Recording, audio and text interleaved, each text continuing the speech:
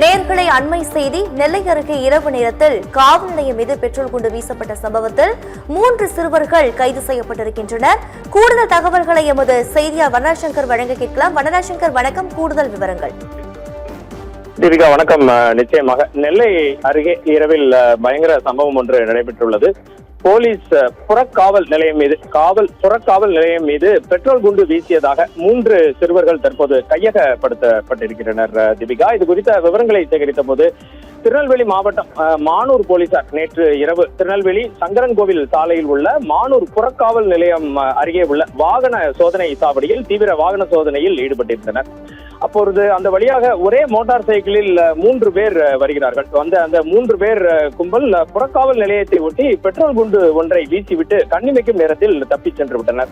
அந்த கும்பல் மாநகர பகுதியை நோக்கி தப்பிச் சென்றதால் உடனடியாக திருநெல்வேலி மாநகர போலீசாருக்கு, தச்சநல்லூர் போலீசாருக்கு தகவல் தெரிவிக்கப்படுகிறது. தொடர்ந்து மாநகரின் அனைத்து பகுதிகளிலும் நள்ளிரவில் போலீசார் உஷார்படுத்தப்பட்ட நிலையில் தீவிர விசாரணை நடைபெற்றது. போலீசாரின் விசாரணையில் பார்த்தீர்கள் என்றால் புறக்காவல் நிலையம் அருகே பெட்ரோல் குண்டை வீசியது திருநெல்வேலி மாநகர பகுதியான ராமையன்பட்டி மற்றும் கண்டியப்பேரி பகுதியைச் சேர்ந்த 17 வயதான 3 சிறுவர்கள் என்பது தெரிய வந்தது. இதையடுத்து அவர்கள் 3 பேரையும் மானூர் போலீசார் இன்று காலை கையகப்படுத்தி காவல் நிலையத்திற்கு அழைத்து சென்று தீவிர விசாரணை நடத்தினர்.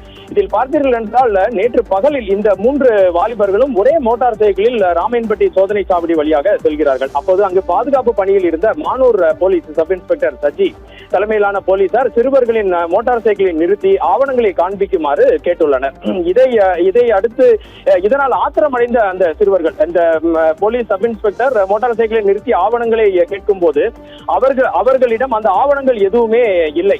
இந்த காரணத்தினால் லைசன்ஸும் இல்லை என்ற காரணத்தால் மோட்டார் சைக்கிளின் சாவியை போலீசார் எடுத்து வைத்துக் கொண்டு வீட்டில் இருந்து பெற்றோரை அழைத்து வருமாறு தெரிவித்துள்ளனர். ஆனால் அதற்கு பிறகு நைஸாக அந்த போலீசாருக்கு தெரியாமல் தங்களது மோட்டார் சைக்கிளை உருட்டி கொண்டே இந்த சிறுவர்கள் எடுத்து சென்று விட்டதாக கூறப்படுகிறது. பின்னர் போலீசார் தங்களை நிறுத்திய ஆத்திரத்தில் அந்த சிறுவர்கள் 3 பேரும் பெட்ரோல் குண்டை இரவில் வந்து வீசிவிட்டு சென்றது தெரிய வந்தது. உரிய ஆவணம் இல்லாததால் பெட்ரோலை அழித்தவர் அறிவுறுத்தியதற்காக ஆத்திரமடைந்த சிறுவர்கள் பெட்ரோல் குண்டு வீசிய சம்பவம் திருநெல்வேலியில் வழக்கம் போல பெரும் பரபரப்பை ஏற்படுத்தியுள்ளது.